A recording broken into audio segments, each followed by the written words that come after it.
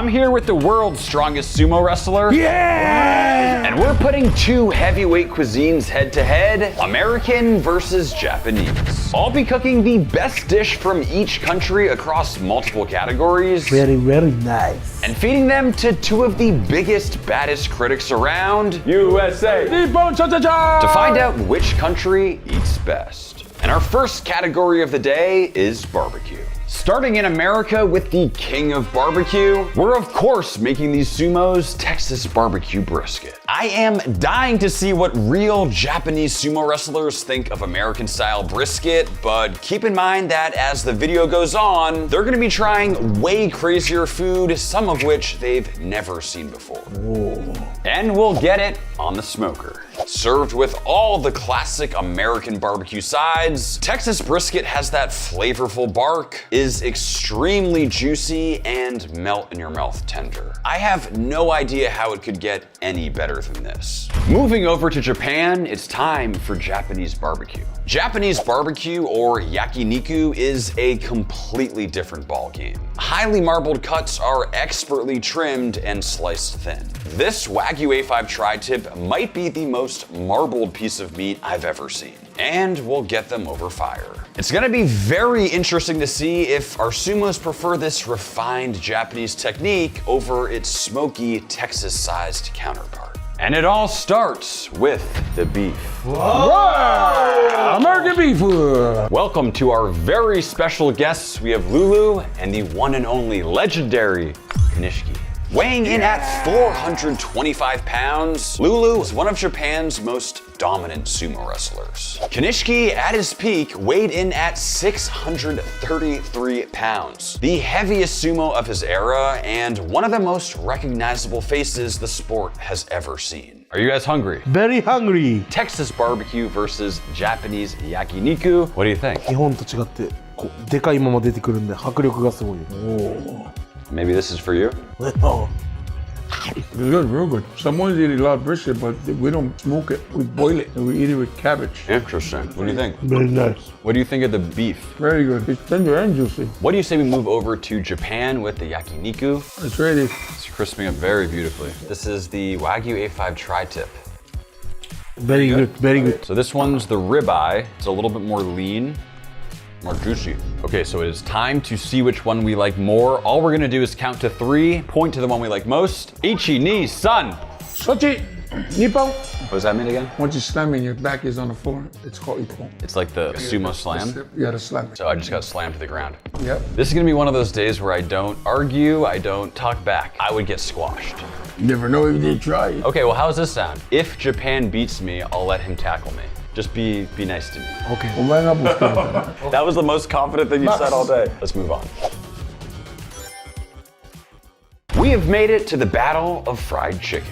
For America, there's only one type, Southern fried chicken, or what some would call KFC. Originating in the 1700s in states like Virginia, Georgia, and South Carolina, the most important step is the buttermilk brine, leading to that distinctive, tender, and juicy bite. And I'll see you guys in about 12 hours. And just like that, our chicken is brined, and the key here is very well seasoned flour. What you wanna do is basically push the flour into all those nooks and crannies, creating as much texture as possible. You can see all those little ridges in there. You want your chicken looking exactly like this. Finally, into the oil to fry until beautifully golden brown. A warm bucket of Southern fried chicken is very hard to beat. Japan's gonna need something special up its sleeve.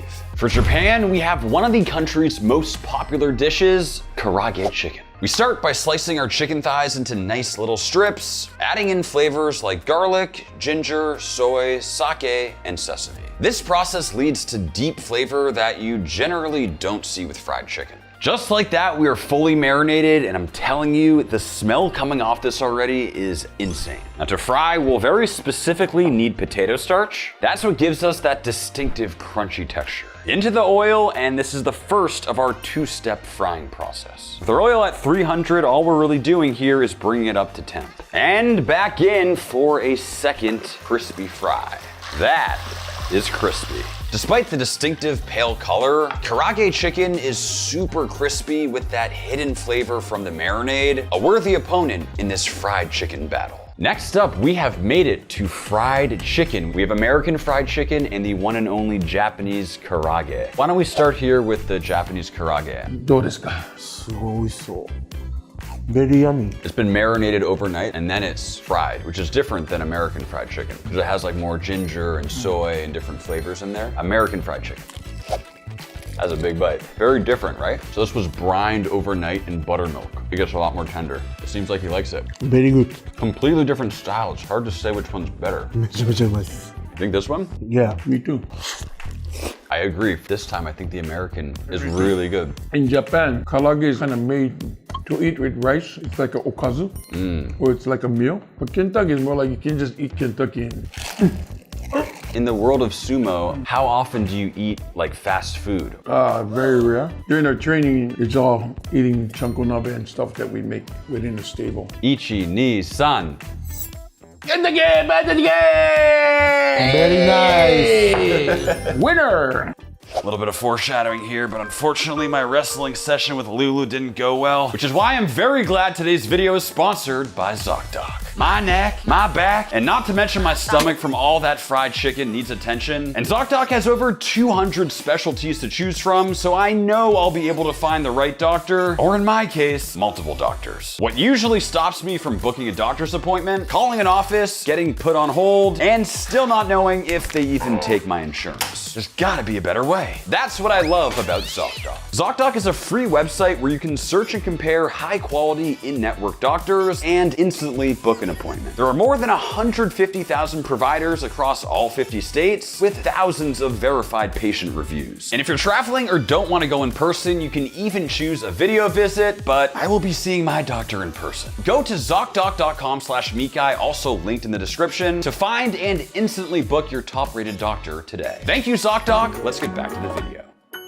Our most nostalgic category yet, best sandwich. Starting with the undisputed king of sandwiches in America, the humble PB&J. This stat absolutely blew my mind, but apparently Americans eat an estimated 15 billion of these bad boys every year. I don't know if Japanese sumo wrestlers have ever tried Wonder Bread, but this is the stuff when I think of a peanut butter and jelly that you have to use. And don't argue with me, these are the only two options when it comes to peanut butter and jelly. I'm gonna show you guys a veteran move here. You go peanut butter on side one, you go peanut butter on side two. Yes, we're doubling up. Then you go one layer of jelly just on one side. You close it. This part is debatable, but now we're gonna remove the crust, because that's how my mom did it. But this part is not debatable. We need to cut it right down the middle, like so.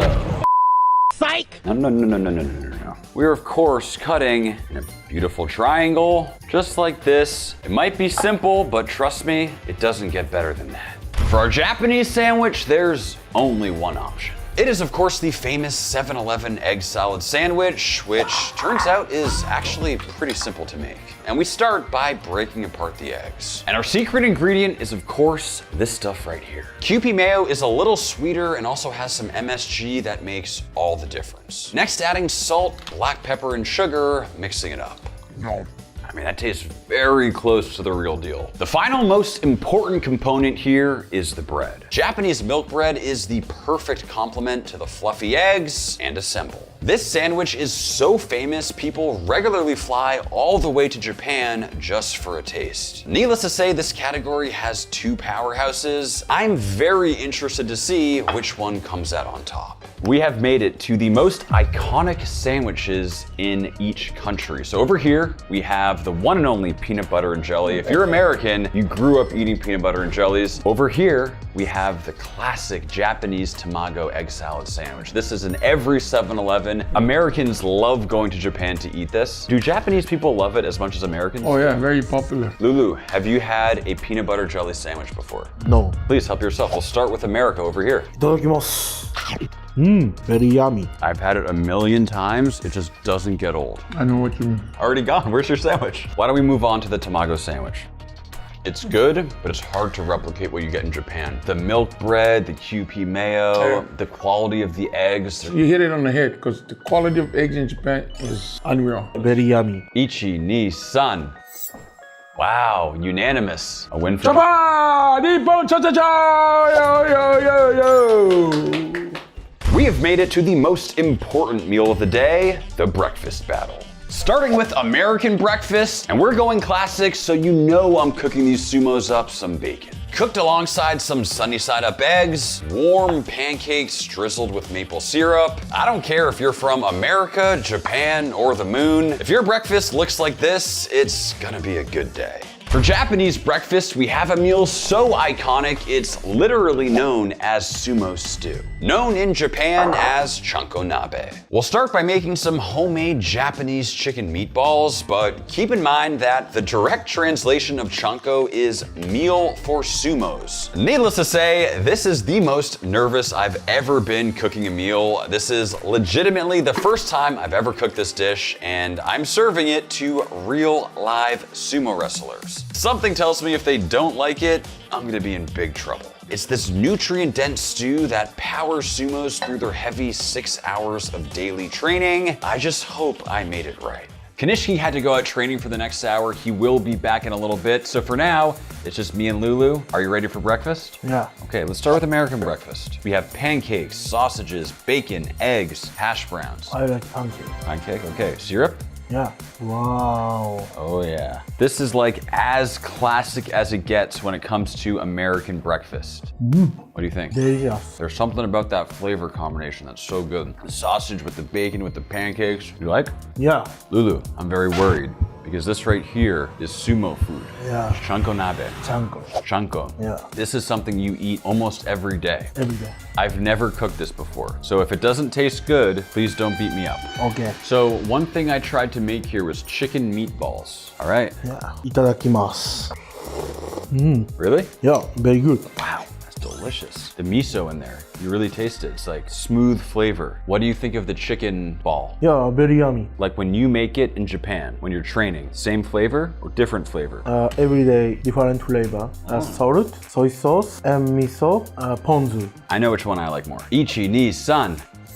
Really? Yeah. I like pancakes and sausage. Chanko. No. Every day eat. Ah. So how do we find out which one's better? 3, 2, 1, go. Pancake. That's gonna be a W for America. That's all I gotta say about that.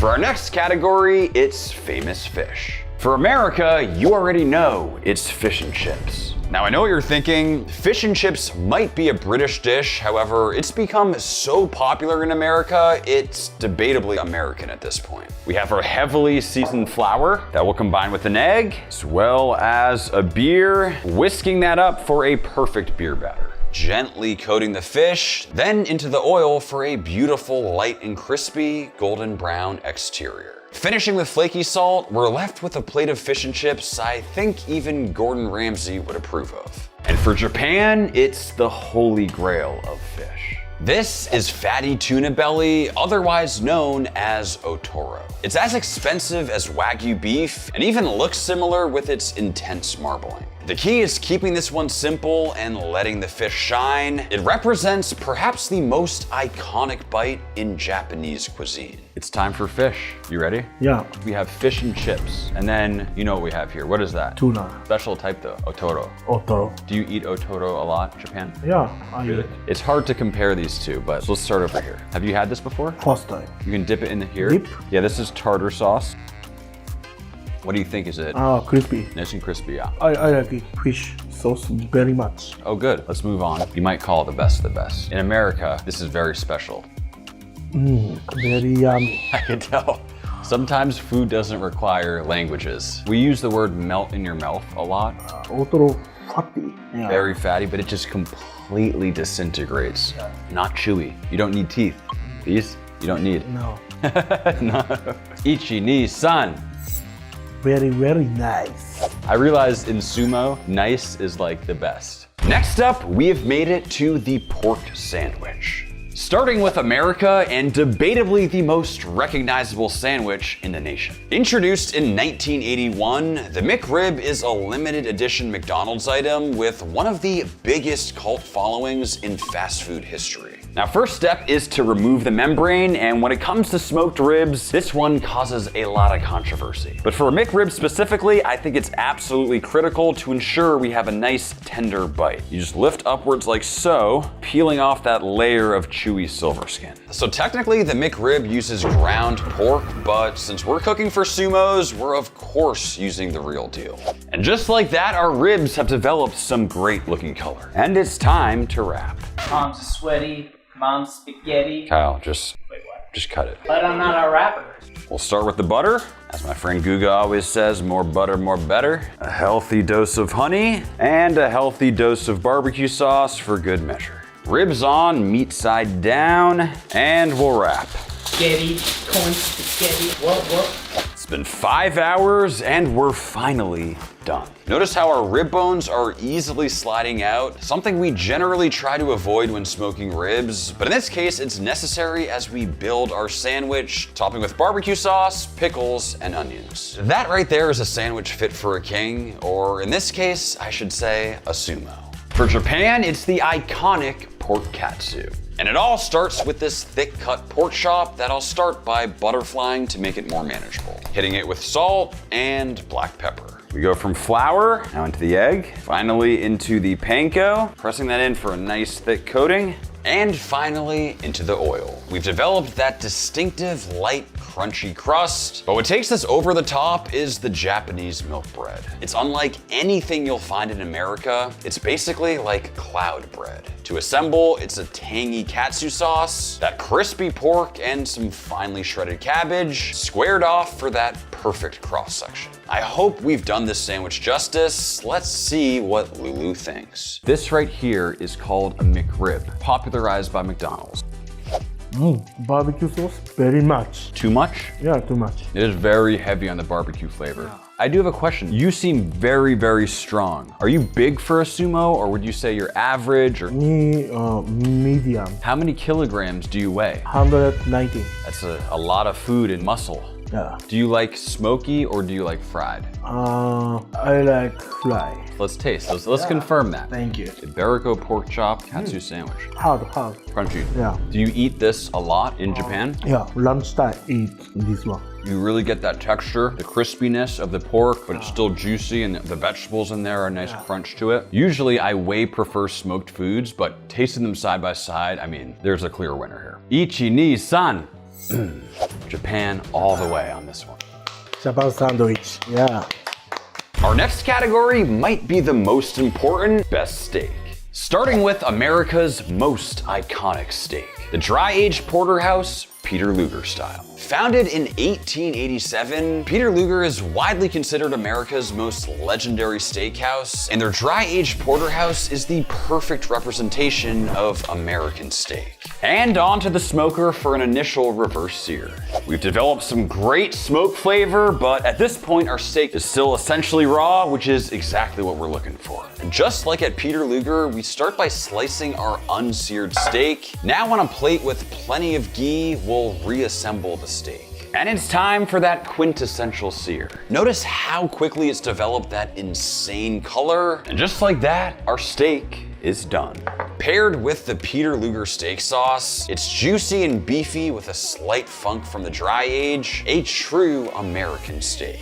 Moving to Japan, we are starting with quite literally the world's best steak.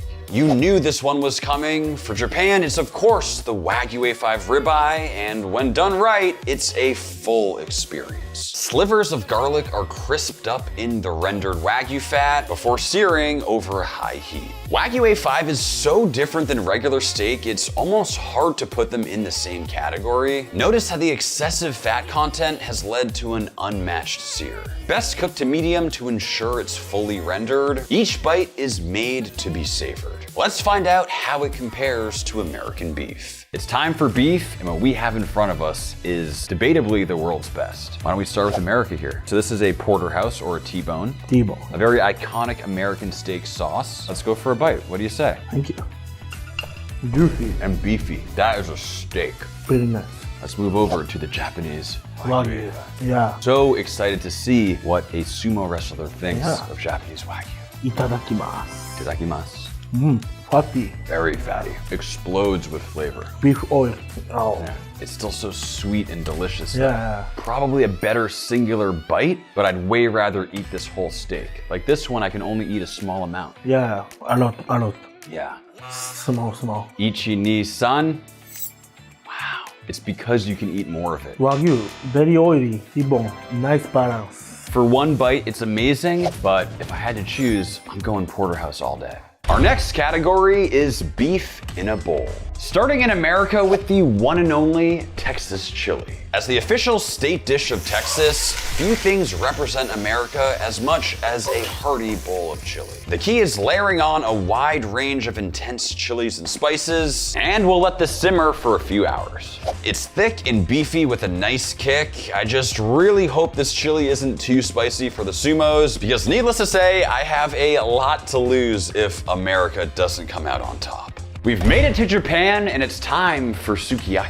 For Japan's beef in a bowl, sukiyaki involves a shallow layer of broth followed by thin slices of Japanese beef. Simmering very quickly to avoid overcooking, the pot is then filled with various vegetables to finish cooking. Traditionally served with an egg yolk for dipping and a bowl of rice, it's a very different flavor profile than American-style chili. Let's see which one is best. I'm excited to see what you guys think. I love chili. Lulu, have you had American chili before? First time. First time? Yeah. What do you think of this? Is it good? Very nice. Okay, why don't we move over to the sukiyaki? I'm a lot less confident in our sukiyaki abilities, especially with some legit sumo wrestlers sitting right next to me. Itadakimasu. It's so unique in America to have beef that's essentially boiled. Usually we have it seared over fire or charcoal. Honest opinion. Very nice. I'd rather have the chili. Is it because of the quality of the sukiyaki? Because you gotta cook it wrong. Ichi, ni, san. Really? Yeah. He's a beef man, so that's all beef. So. We're partners in that. But what it means is that American chili takes the W. USA! USA! USA! To decide who comes out on top, dessert. Our first dessert is as American as it gets. Apple pie a la mode. It's just apple pie topped with vanilla ice cream. It's simple, but I really don't know if dessert can get any better. And for our Japanese dessert, we got some absolute classics. Starting with Japan's famous fluffy jiggly cheesecake, and of course, a variety of mochi ice cream. How will Japan's precise desserts stack up against classic Americana? It all comes down to this. We have made it to dessert. Yeah. Dessert.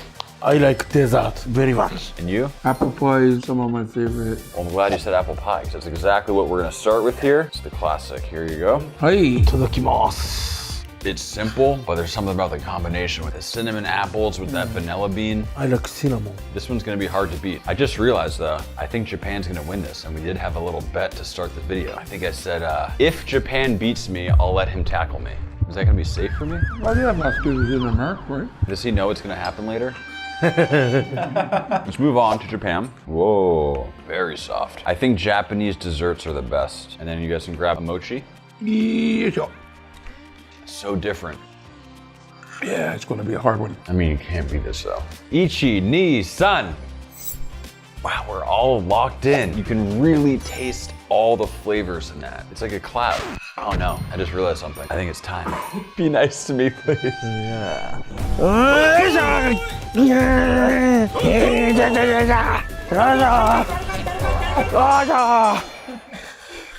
Yeah. Oh, that didn't go well. There it is, guys. Be sure to check out Lulu, Kanishiki as well. Appreciate the support. I'll see you next time. Yeah, thank you, Max. You're welcome.